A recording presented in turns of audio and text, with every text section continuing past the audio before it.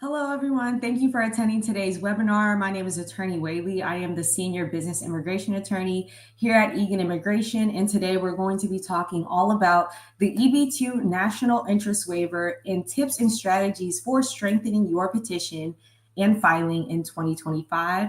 We're just going to wait one more minute just in case we have people trickling in. But just so you know, a recording will be sent to you after, so you do not have to worry about taking notes while the presentation is going on.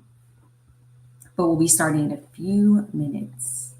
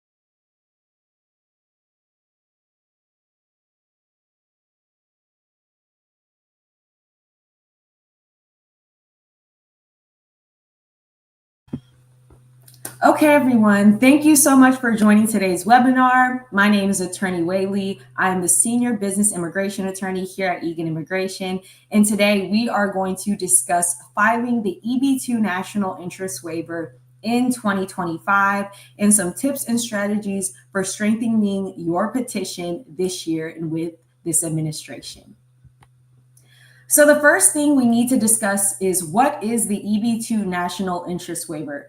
The EB-2 National Interest Waiver was specifically created for high-skilled professionals, and this allows these professionals to self-petition for permanent residency in the United States. They are able to do so by demonstrating that they have skills or some sort of proposed plan that will provide a national benefit to the United States.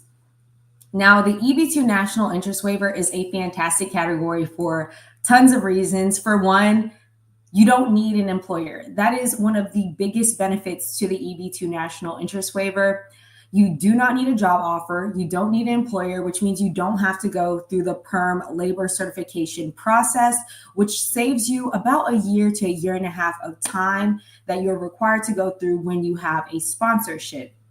Next, it's very ideal for highly skilled professionals such as entrepreneurs, researchers, consultants, as well as those in fields such as STEM, healthcare, education, technology, cybersecurity.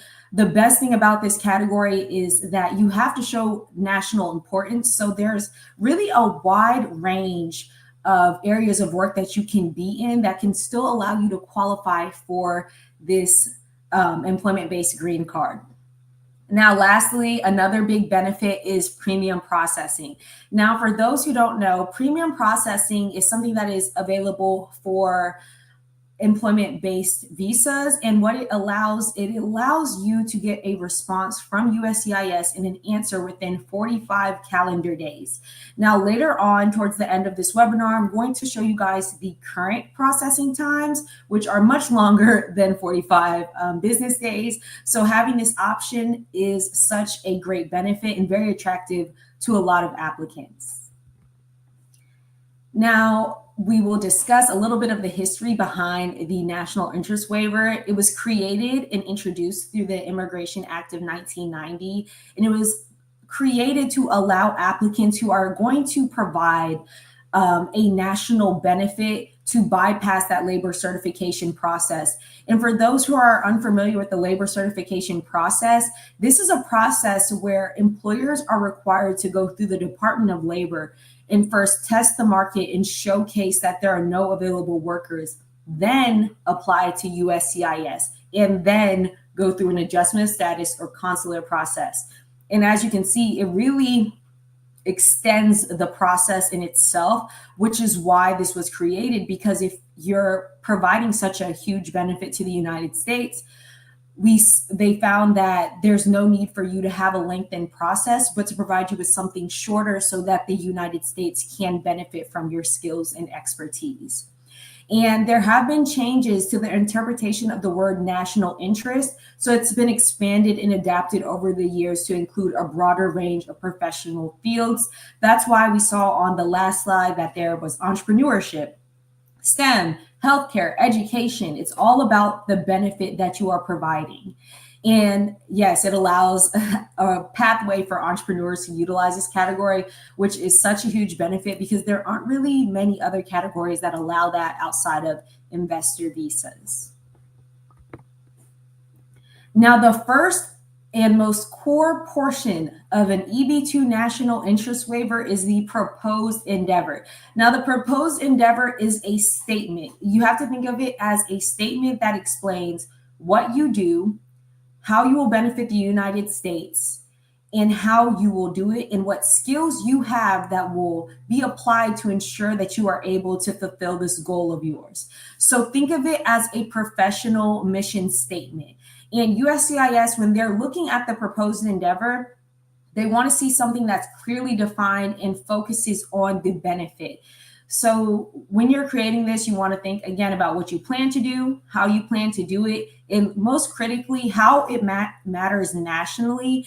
And nationally, when you think of the national part of this, it doesn't mean that it has to contribute to the United States as a whole. It can even be a region or a small portion or an underserved community within the United States, but you have to showcase that it would have a national implication or a national benefit in scale. Now, key characteristics of a strong proposed endeavor: it has to be future focused, which means not just based on past experience. We want to focus on utilizing the past experience to showcase how you will further that going forward and bring about benefits. Next, specific and actionable, not broad or vague. For example, you don't want to say, I want to come to the United States and increase healthcare capabilities. As you can tell by that statement, you're not really sure what are healthcare capabilities. Is that technology? Is that a new form of or technique utilized in the healthcare field? That is what is needed when we say specific and actionable. Next, we want to make sure it is tied to a national goal. Now, this one can confuse people at times. So I always say you want to look for either government initiatives or newspapers or other large-scale media that showcases that this is a growing concern or issue in the United States.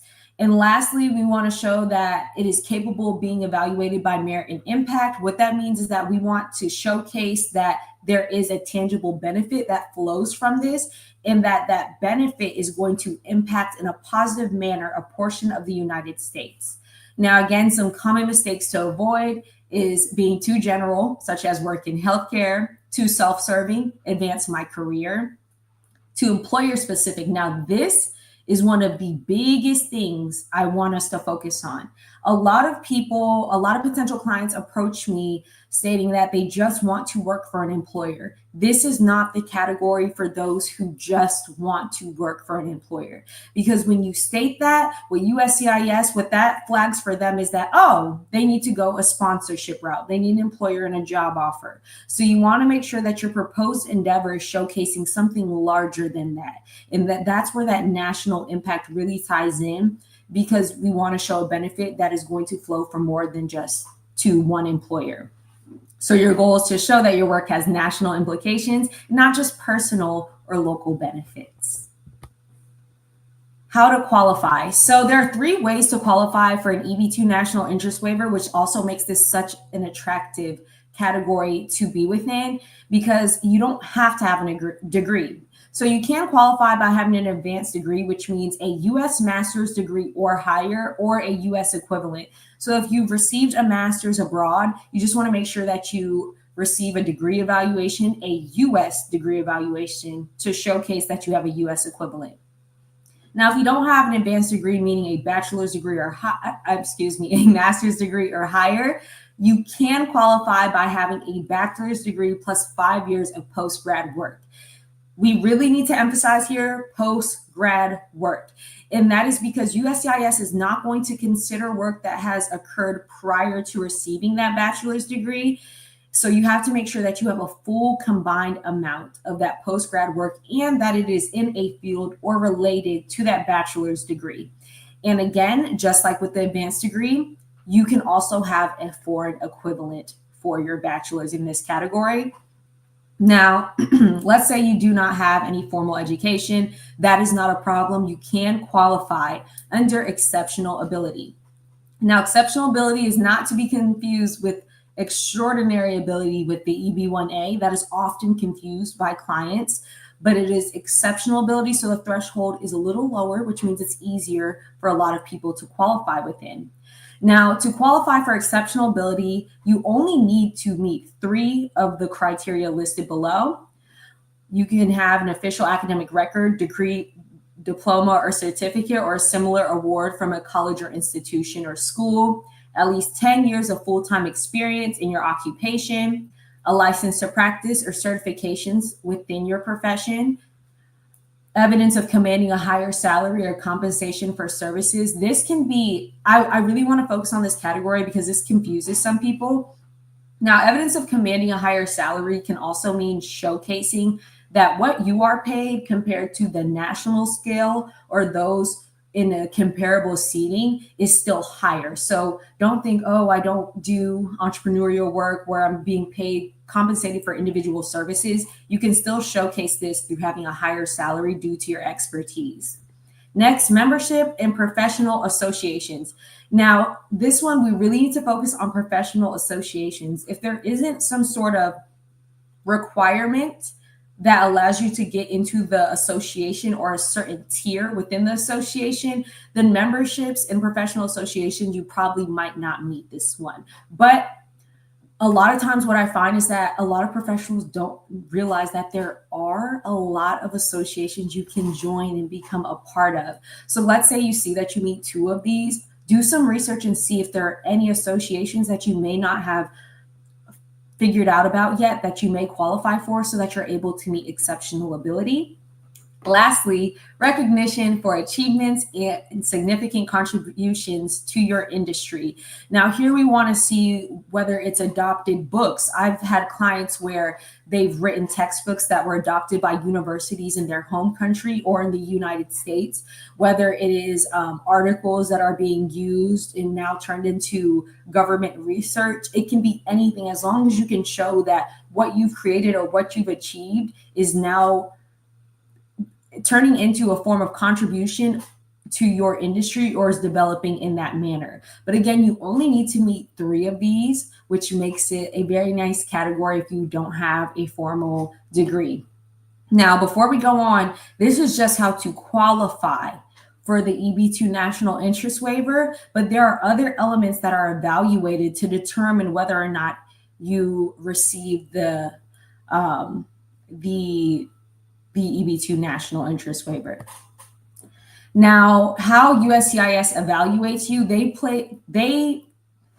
place very close attention on your degree and your experience. So you don't want to have a law degree and have all your experience in medical, like as a nurse, for example. Now, if it's medical malpractice, you can somewhat connect the two, but you want to make sure that your degree and your experience is somewhat interconnected, because if they're not, USCIS will not approve your petition.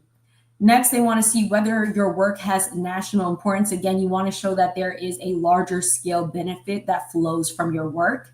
Next, they want to see, are your skills essential to solving a U.S. problem? Now, this is important because national interest waivers, again, you're bypassing a typical process for the standard worker. So you want to show that you either have a unique combination of skills or education that help with that. I've seen this where people have, let's say, an educational degree and they've done a lot of research, but they also have, let's say, an engineering degree or something in STEM, and they're able to offer combined services. Those are the kind of things that are really going to increase the probability of getting an approval for an EB-2 national interest waiver. And lastly, they want to see how well your evidence supports your ability to succeed. And this is key because although we can make all these statements, your petition really heavily hinges on the evidence that you provide to support these statements. Now, what this means for you, if you're an advanced degree holder, this means that you're in a great position. You just need to make sure that your job title and field are clearly part of a recognized profession. You want to highlight that direct alignment between your experience and your proposed work. And if you're claiming exceptional ability, you want to make sure that there are very clear, specific connections between your skills, the impact, and what you want to do. We don't want to rely on general accomplishments such as awards for a certain amount of time within your career. Those don't showcase expertise or skills. They just showcase an amount of time that you've dedicated to your profession. And although that is honorable, USCIS does not see that as evidence that will weigh in your favor for an EB-2 national interest waiver. How to prepare your petition. So you want to first clarify your endeavor, what you'll do and why it matters nationally. If you haven't thought about that, take the time to really look at your resume, as well as do some research online and see, is there something that you're interested in where you could have a proposed endeavor that you're interested in really furthering in the United States as it connects to your experience. Next, organize your evidence. You want to have detailed letters, strategic business plans, and or proof of your impact. Again, draw the connection between your experience thus far and your proposed work, and make sure that you're using updated language that aligns with your case. Documentation tips. So one of the biggest things that you can use to support your case, letters of support and why they matter. So when you're using various, you should have way more than 2 or 3, in my opinion, letters of support within your petition. But you want to use them as probative forms of evidence that really support and highlight how your work flows nationally. So one issue that I see commonly is that we have people that give letters of support that just say that this individual is great, they work here, recommend them to the United States. That is not a good letter. We need to focus on specifics. What task have you done? What projects have you succeeded in? Why does it matter nationally? Or how could it possibly have national implications if you were granted this green card? You want to showcase how you're uniquely qualified, as well as past results and future potential. That is what needs to be highlighted within letters of support. We don't want to just talk about the fact that you work there, the timeline, and that you're a great employee, as well as when it comes from people, colleagues within your field. You want to make sure that they highlight your skills and how they matter for your proposed endeavor.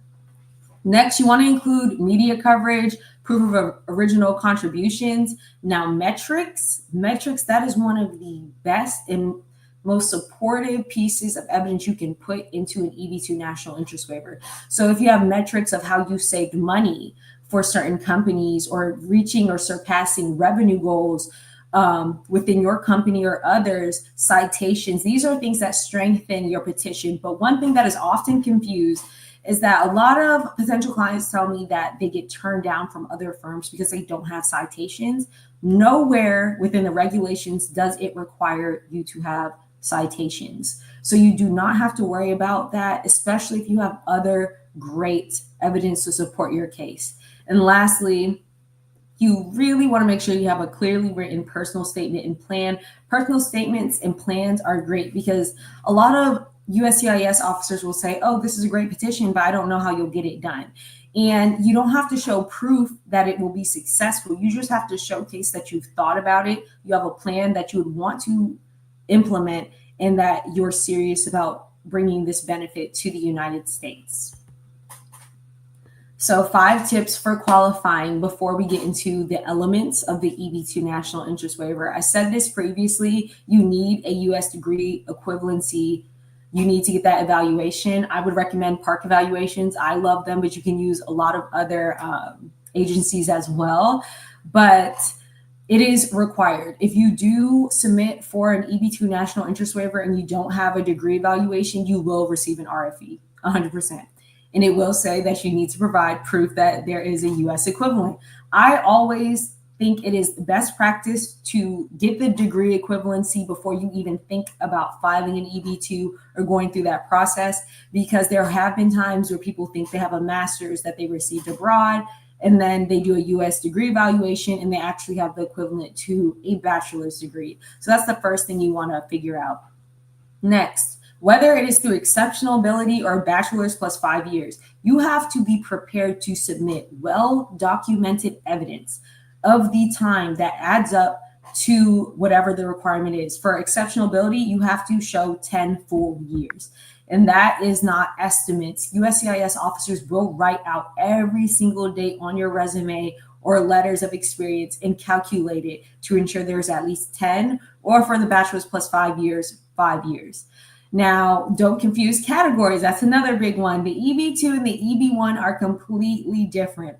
The EB-1 extraordinary ability is based on someone who has showcased extraordinary talent and achievement, and they are therefore taking that route. Are they both employment-based green cards? Yes, but the EB-1A is one step above, because we have EB-1, EB-2, and EB-3. So the EB-1 has a high level of scrutiny because it is the highest level within the employment-based green cards, but is not to be confused and with those requirements, because they are more strict for the EB-1.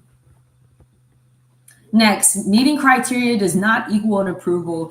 A lot of times, potential clients will be under the impression because they are a professional that they qualify for an EB-2 national interest waiver, and that unfortunately is not the case. Although there are so many great fields and people are providing such amazing benefits to the United States, the EB-2 national interest waiver is about that national benefit that you are bringing. So you have to showcase more than being a professional. And that can be a little daunting, but if you have a successful career, there are ways to frame that and still be successful with this category. Next, stay within your field. Make sure that your career experience is directly related. It's okay if you have slight deviations, if you have a longer resume, so to speak, but you want to make sure that the vast majority of your experience, training, and everything is in the same field. We don't want it to be too scattered, because USCIS will say that you do not have enough experience to really further your proposed endeavor. Now let's go into the evaluating elements for the EB-2 national interest waiver. So just to make this make a little more sense, first you get into the category. Getting into the category is advanced degree, bachelor's plus 5 years, or exceptional ability. After that, USCIS now looks into these three elements, really kind of four, to determine whether or not you fulfill the elemental needs to receive an EB-2 national interest waiver.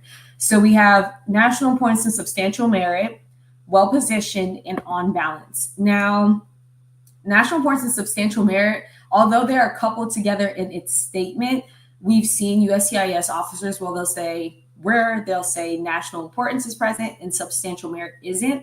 So they can be adjudicated and processed differently by the officer. So the basics, national importance and substantial merit. National importance wants to focus on the high level impact. What value are you bringing to the field and how will it benefit the United States? And that's where, again, we're looking at broad level. Now, substantial merit focuses on the benefit itself. So I like to think of national importance as large scale, and substantial merit is narrowing that funnel in the explanation. So when you're explaining national importance and substantial merit, you want to flow with, this is the big implication and this is the benefit. That's how you want to frame it. Well-positioned, they want to see that you are well-positioned to succeed.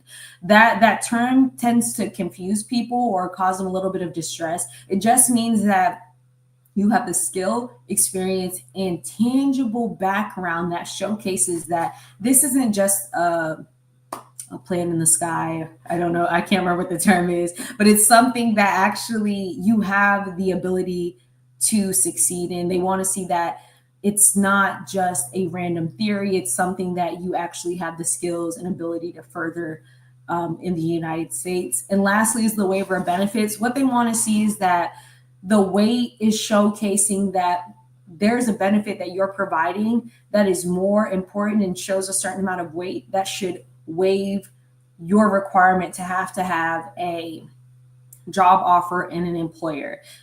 And you're really showcasing for, the term is on balance for that category, but you're showing that the balance of the scale weighs more in favor of you being here sooner than later, essentially, because of the high need that your proposed endeavor is imposing. Now, keep in mind, again, a strong career does not mean that you automatically will qualify for an EB-2 national interest waiver. And another thing to think about is with the EB-2, they also say within the regulations that you can showcase that there is a global impact as well. So if you're doing something that even expands to a benefit beyond the United States, that's a great position to be in, and something that you definitely want to put into your petition. However, if you're from a country, let's say, just because I'm Nigerian, let's say your proposed endeavor is narrow and focused specifically to Nigeria. If you cannot show the national implication in the United States, then your EB-2 will not be approved. National importance. So national importance, we want to be very specific within this category because we need to show a clear link between what you propose to do and how it's going to benefit the nation. Now, earlier I was speaking about it, saying that doesn't have to be national in scales and benefiting the entire United States. That is true, but it has to have a national implication. And a perfect example of that is if you say that you're providing services to an area that has a high population of elderly, and let's say that area and none of the surrounding areas don't have health care or a certain type of care that most elderly people need, then the national implication, the national importance of that is what's it called? Life expectancy for the elderly population in healthcare. That's how you're connecting it to the larger scale impact.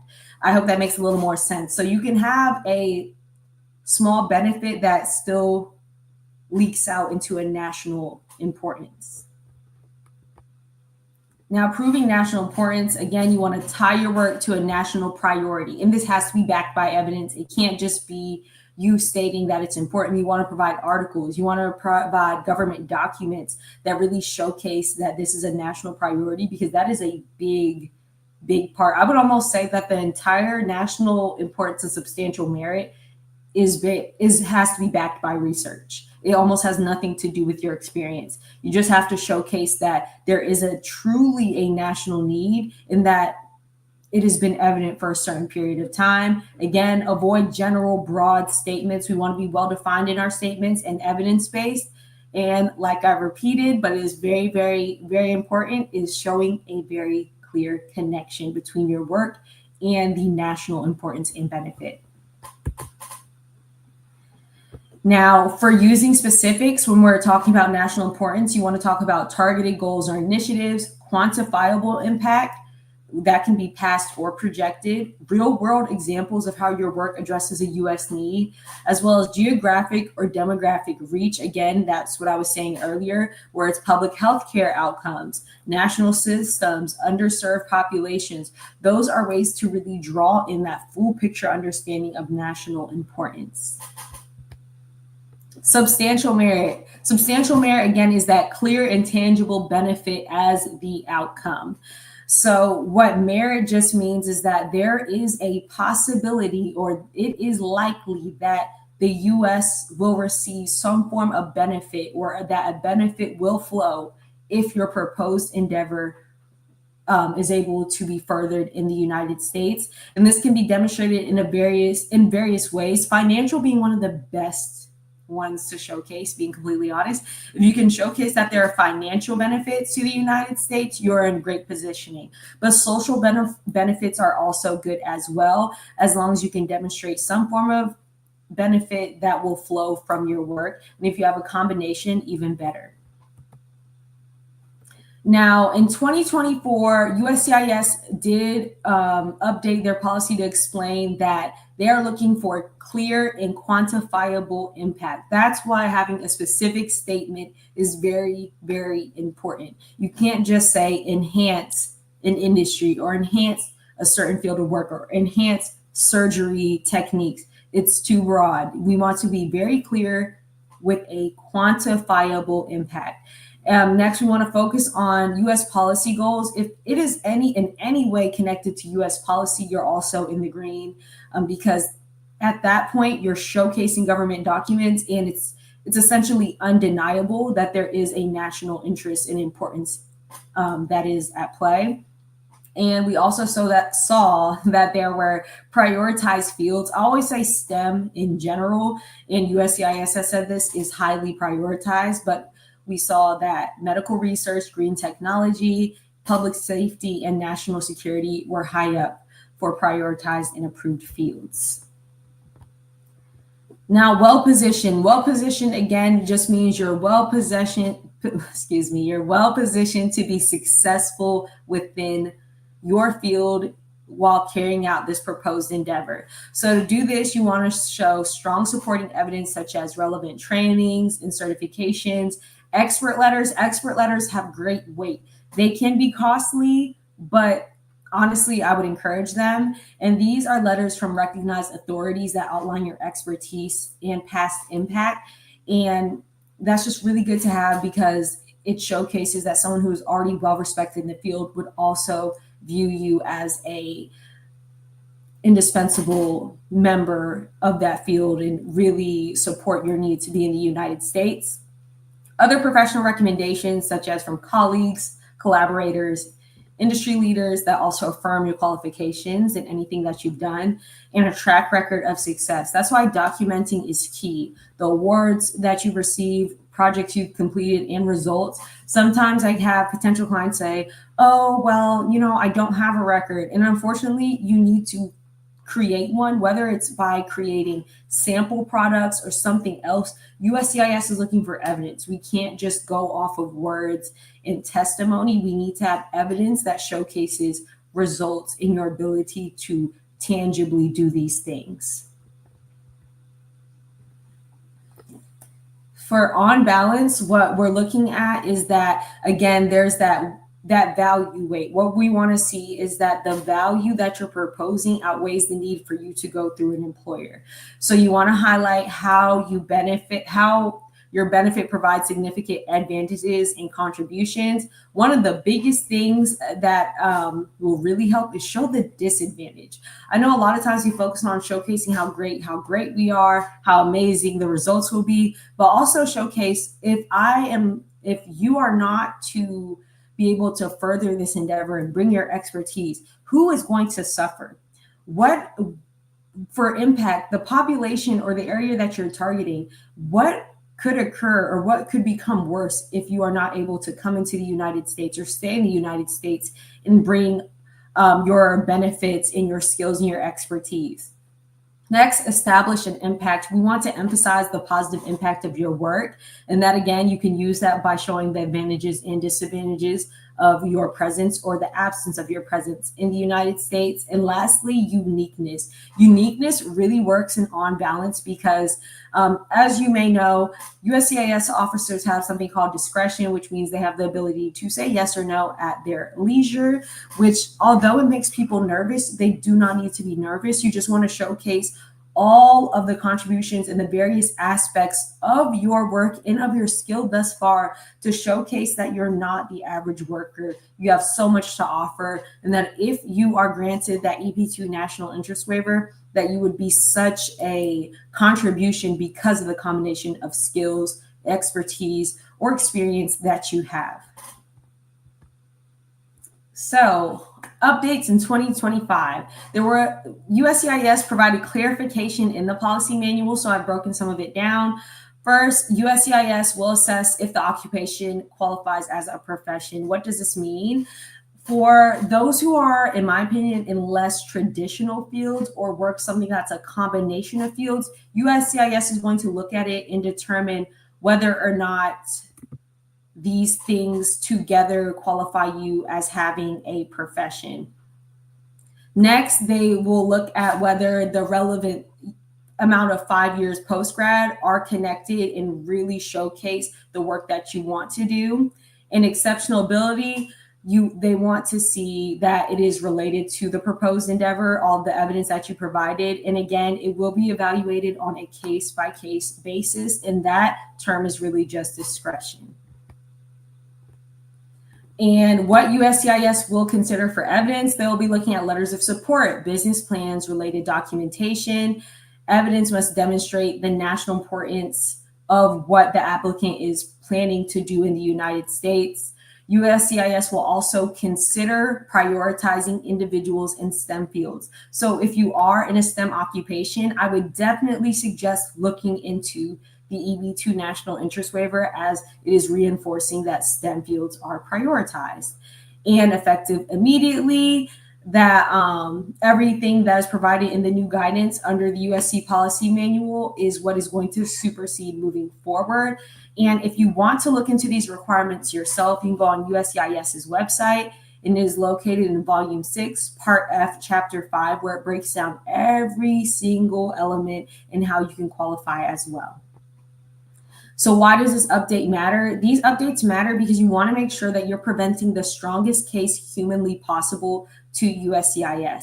So in order to do so, you want to stay on top of what evidence they're looking at, what fields they're prioritizing, to see how you can strengthen your petition and ensure that you're putting the best petition forward when filing. Now, some more trends. Now, in 2024 and in 2025 so far, we've seen several things. We've seen elevated scrutiny around national importance, which is why I emphasize very heavily through this presentation that you want to make sure that there is a clear and very specific national implication of your work. We've also seen a lot of templated RFEs, which isn't great, especially for entrepreneurs or tech-based petitions.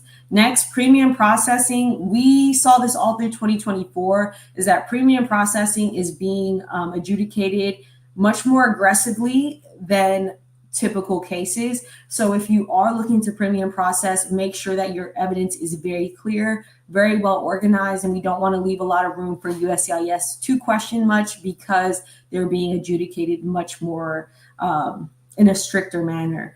Now, yes, and this is why the I-140 stage is becoming more critical, because the denial rates are increasing and the officers are becoming much more strict as to what they're going to allow for each category. So again, focus on evidence, make sure you're providing clear and specific proposed endeavors and evidence within your criteria so that you're not running into RFEs or denials if you decide to file. Now, lastly, we're going to talk about processing times. They have extended, but the good thing is we have premium processing. Premium processing does cost extra. It costs $2,805 now, unfortunately. But if you decide to go the regular route, you can go through Nebraska, which is for certain states, and it is taking 16.5 months. In Texas, which is taking 12.5 months. But a good thing is that if you file regular processing, you can always upgrade to premium processing at any time. But that is I'm sorry. So that is it for today's webinar. If you would like more resources, go to eaganimmigration.com, where we have resources on how to write a proposed endeavor, the different elements of the EB-2, as well as other visa categories as well. If you're interested in seeing if you meet any other categories or you're interested in qualifying for another visa, and if you would like to schedule your immigration consultation, you can schedule a free one with me. If you go to go.eaganimmigration.com/EB-2 NIW, and if you use the code EB-2 NIW to schedule, that fee will be waived.